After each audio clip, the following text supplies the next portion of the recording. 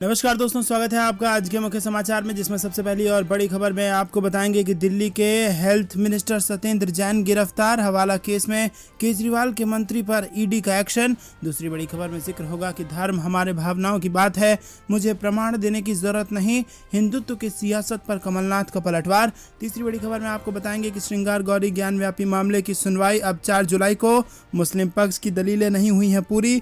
चौथी बड़ी खबर में जिक्र होगा कि बीजेपी जेजेपी में दरार। अजय चौटाला बोले, हमने ईमानदारी के साथ निभाया गठबंधन का धर्म, भाजपा ने तोड़ा। और पांचवी बड़ी खबर में जिक्र होगा कि मोदी के शिमला दौरे से पहले कांग्रेस ने उठाए सवाल, घोषणाएं पूरी न करने पर जनता से माफी मांगे पीएम। दोस्तों, हर एक खबर की गहराई में आपको ले जाएंगे, लेकिन उससे पहले आप अभी इस वीडियो को लाइक कीजिए, लाल बटन को दबा के चैनल को सब्सक्राइब कीजिए और घंटी बजाकर कमेंट में लिखिए जय हिंद। दोस्तों, रुक करते हैं सबसे पहली और बड़ी खबर की तरफ। दरअसल दोस्तों, दिल्ली के हेल्थ मिनिस्टर सत्येंद्र जैन गिरफ्तार कर लिए गए हैं और हवाला केस में केजरीवाल के मंत्री पर ईडी ने यह बड़ा एक्शन लिया है। बड़ा झटका केजरीवाल सरकार को दिल्ली में लगा है।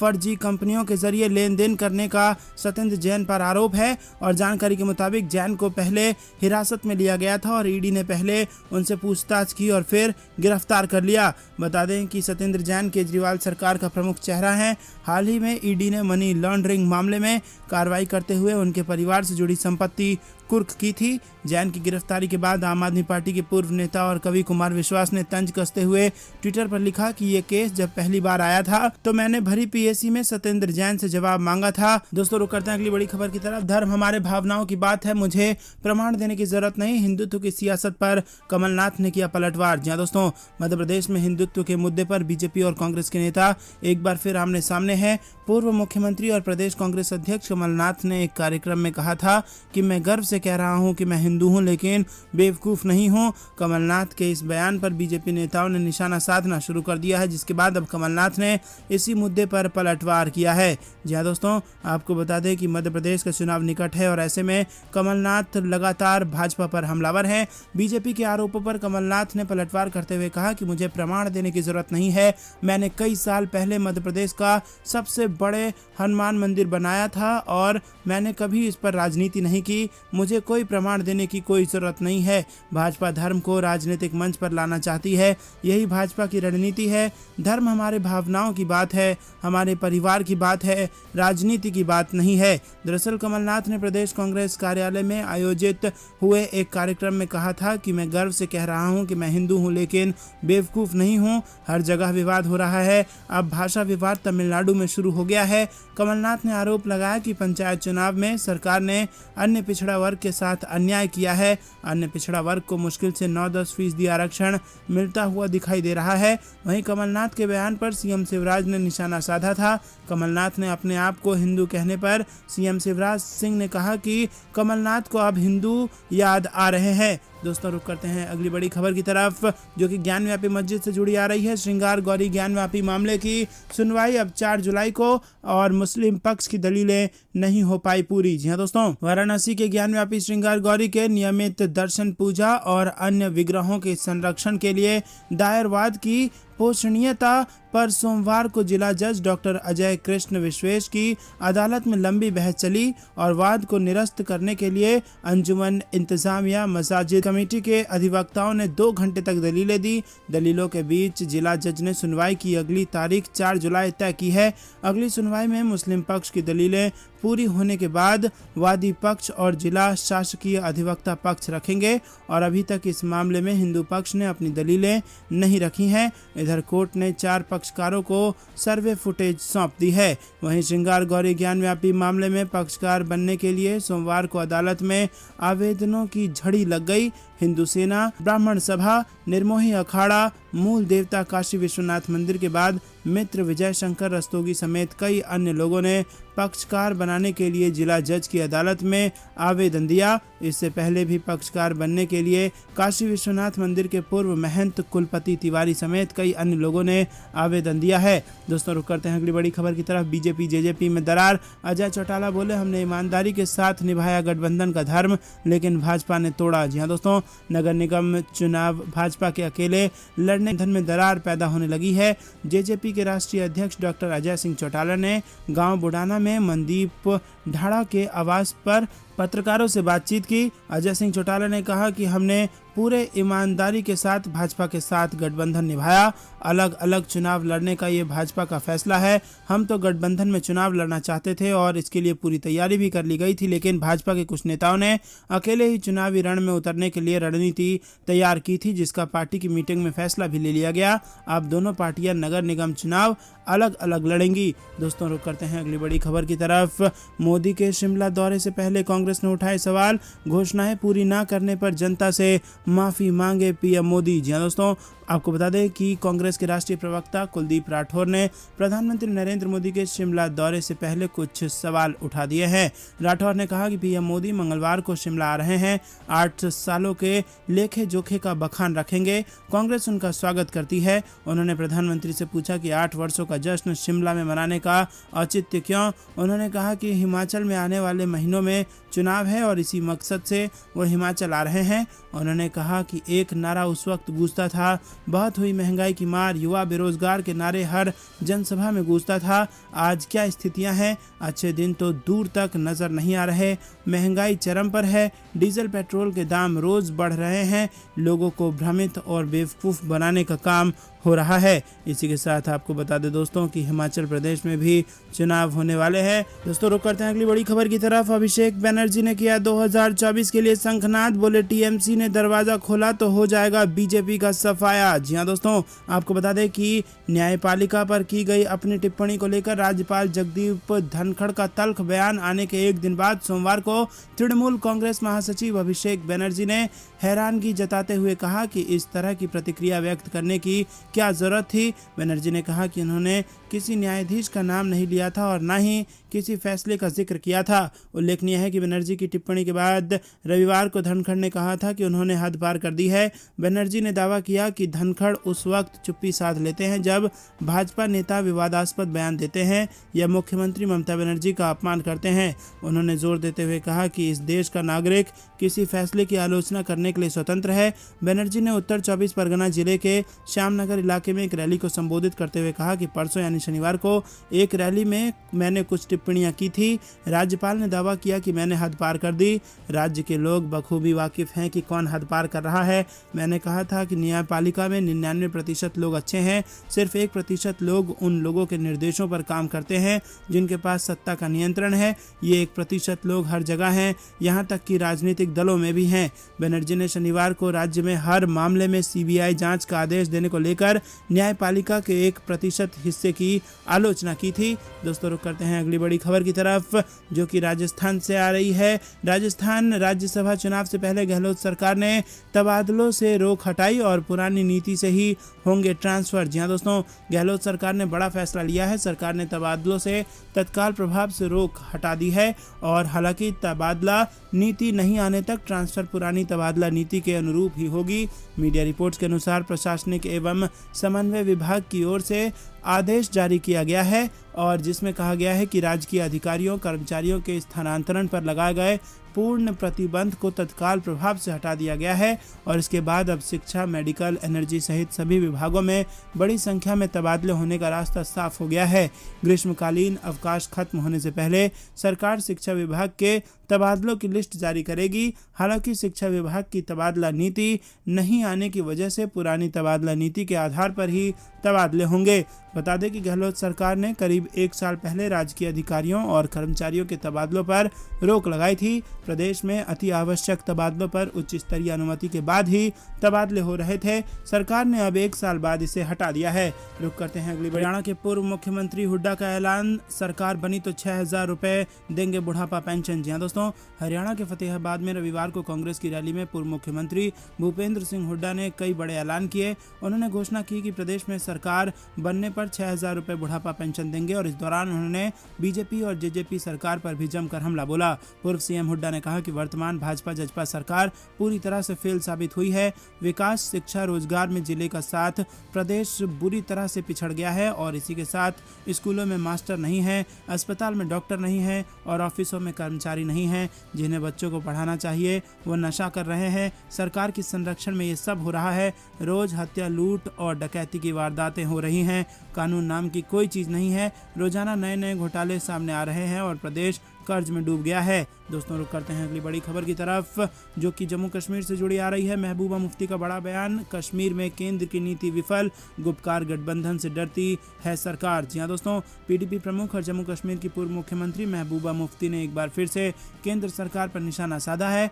नरेंद्र मोदी के नेतृत्व वाली केंद्र सरकार पर हमला करते हुए उन्होंने दावा किया कि कश्मीर में केंद्र सरकार की नीति विफल हो गई है और इसके मुताबिक महबूबा मुफ्ती ने कहा कि केंद्र सरकार गुपकार गठबंधन से डरती है, क्योंकि अगर हम साथ आए तो घाटी में उनकी भयावह योजना विफल हो जाएगी। उन्होंने कहा कि कश्मीर में केंद्र की नीति विफल हो गई है और उन्हें अटल बिहारी वाजपेयी और मुफ्ती मोहम्मद सईद की नीति पर वापस आना होगा। वहीं आपको बता दें कि जमीयत उलेमाए हिंद के समान नागरिक संहिता के खिलाफ प्रस्ताव पारित करने पर महबूबा मुफ्ती ने कहा कि उन्होंने अपनी बात रखी है और जिस समय मुल्क में हालात बिगड़ रहे हैं, मस्जिदों पर सवाल उठाए जा रहे हैं, तो ऐसे में हमारे कौम के लोग इकट्ठा होकर बात करेंगे तो अच्छी बात है। गौरतलब है कि जमीयत उलेमाए हिंद ने संवैधानिक अधिकारों से वंचित करने और एक नए समान नागरिक संहिता लागू करने के प्रयासों पर गहरी चिंता व्यक्त करते हुए प्रस्ताव पारित किया है। दोस्तों रुक करते हैं अगली बड़ी खबर की तरफ। सामना में शिवसेना का बीजेपी पर निशाना, कहा बेरोजगारी बढ़ी और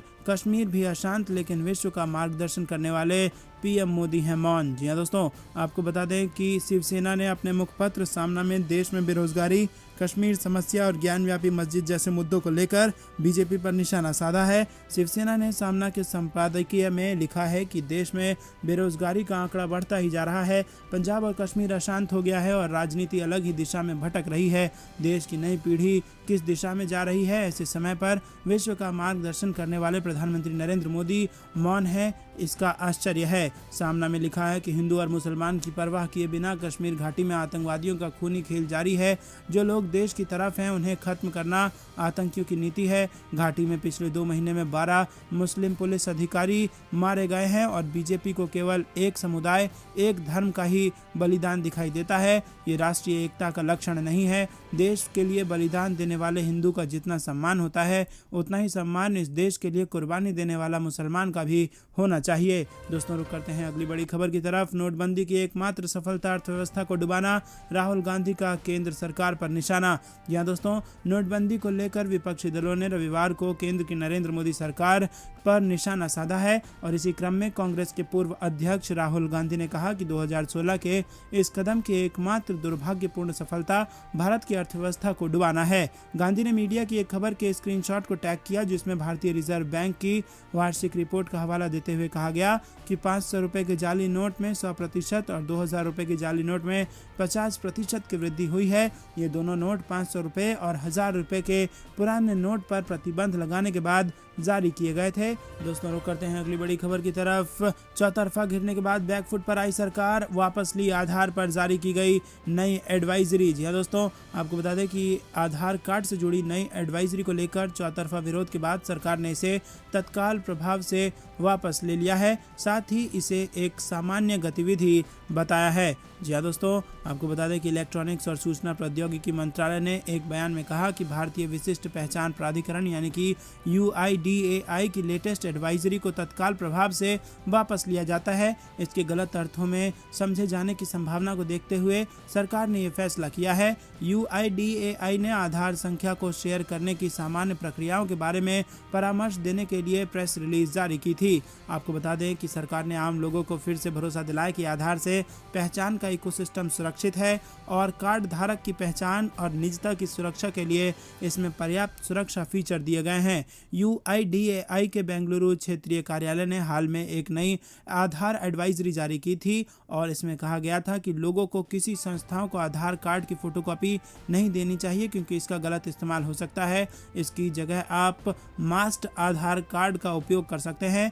मास्टर आधार कार्ड में आपकी 12 डिजिट की पूरी आधार संख्या नहीं दिखाई देती है, बल्कि इसमें आधार संख्या के सिर्फ आखिरी 4 अंक ही दिखाई देते हैं। इसे आप ऑनलाइन भी प्राप्त कर सकते हैं। तो दोस्तों मास्ट आधार नंबर यूज करने की एडवाइजरी जारी की गई थी, जिसको अब वापस ले लिया गया है विरोध के बाद। इसी के साथ लोगों से ये भी कहा गया था कि गैर लाइसेंसी प्राइवेट इकाइयां उनका आधार कलेक्ट नहीं कर सकती हैं, ना ही उसे अपने पास रख सकती हैं। इसमें बिना लाइसेंस वाले होटल और सिनेमा हॉल शामिल हैं। ऐसे में कार्ड धारकों को इन्हीं इकाइयों के साथ आधार डिटेल शेयर करनी चाहिए जिनके पास UIDAI से लिया गया यूजर लाइसेंस हो।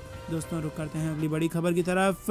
PM मन की बात में देश भर में बने तनाव के माहौल में शांति की अपील करें, इस पर बोले CM अशोक गहलोत। जी हां दोस्तों, राजस्थान के मुख्यमंत्री अशोक गहलोत ने सांप्रदायिक हिंसा पर एक बार फिर BJP RSS पर निशाना साधा है। CM गहलोत ने ट्वीट कर लिखा कि माननीय प्रधानमंत्री जी नरेंद्र मोदी जी देश के तमाम विपक्षी पार्टी के नेता, बुद्धिजीवी, पत्रकार, लेखक एवं शांतिपूर्ण जीवन जीना चाहने वाले आप सभी से अपील कर रहे हैं कि आज मन की बात कार्यक्रम में देश भर में बने तनाव के माहौल में शांति की अपील जारी करें।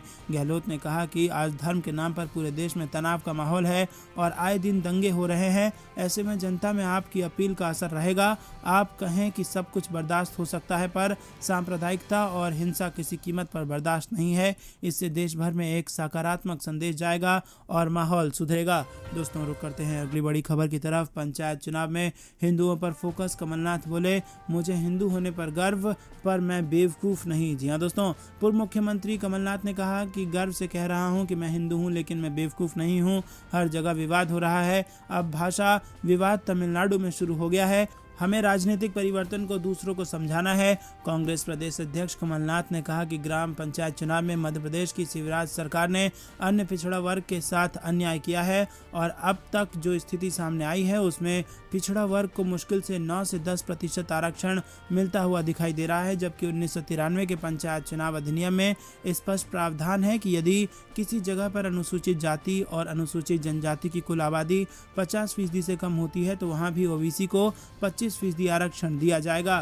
दोस्तों रुक करते हैं अगली बड़ी खबर की तरफ, जो कि गुजरात से आ रही है। गुजरात चुनाव में जिग्नेश मेवानी का बड़ा बयान, कहा मैं CM फेस नहीं, संयुक्त नेतृत्व में चुनाव लड़ेगी कांग्रेस। जी हां दोस्तों, दलित नेता जिग्नेश मेवानी ने कहा कि गुजरात के अगले विधानसभा चुनावों में वो कांग्रेस पार्टी की तरफ से मुख्यमंत्री पद का चेहरा नहीं होंगे। उनका तो यहाँ तक कहना है कि कांग्रेस इन चुनाव में CM कैंडिडेट के तौर पर किसी चेहरे को पेश नहीं करेगी और एक संयुक्त नेतृत्व सत्तारूढ़ भाजपा को टक्कर देगा। असम में अपनी गिरफ्तारी को जिग्नेश ने बदले की कार्रवाई करार दिया। गुजरात के निर्दलीय विधायक जिग्नेश मेवानी आधिकारिक तौर पर कांग्रेस में शामिल नहीं हुए हैं, लेकिन पार्टी के साथ निकटता से काम कर रहे हैं। उन्होंने कहा कि गुजरात में अगर कांग्रेस चुनाव जीतती है तो सरकार का नेतृत्व करने के लिए जन आंदोलन से उभरने वाले किसी चेहरे को मुख्यमंत्री बनाया जाना चाहिए।